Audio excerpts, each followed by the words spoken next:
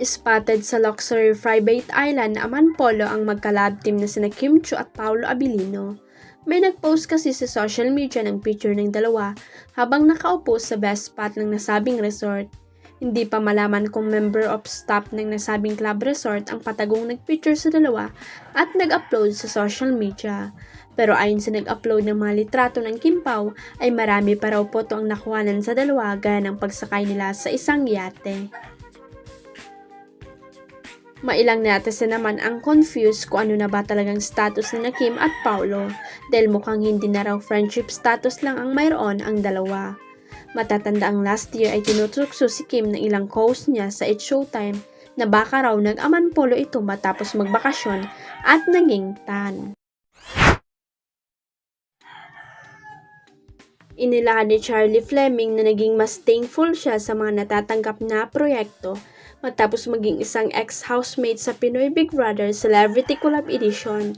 What I really discovered sa sarili ko is that mas naging thankful ako sa mga ginagawa kong work, mas naging thankful ako na artista ako. It's like a passion of mine, sabi ni Charlie sa Chika Minute Report ni Nelson Canlas sa 24 Oras weekend nitong Sabado. Pagkalabas ng duo ni Shakira, ni Charlie at Kira Ballinger sa bahay ni Kuya noong April, food trip agad ang kanyang unang order of business. Nalaman ko na may issue pala ako sa chicken, parang kumain ako ng chicken, bumawi na ako sa sarili ko.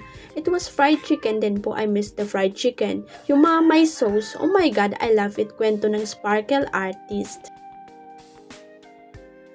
Yung pagkain parang paulit-ulit na rin kwento ni Charlie tungkol sa karanasan niya sa loob ng bahay ni Kuya.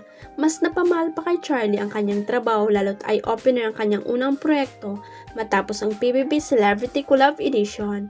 Bibida si Charlie kasama ang veteranang actress na si Tina Panes sa episode ng Regal Studio Fresno, Stage Mom.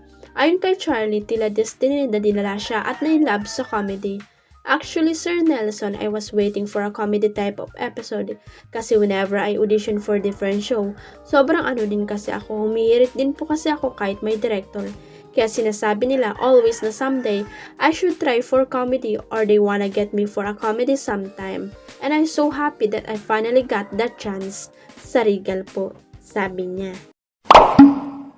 Huwag kalimutang i-click ang subscribe button at i-ring ang notification bell para sa latest at legit chika updates.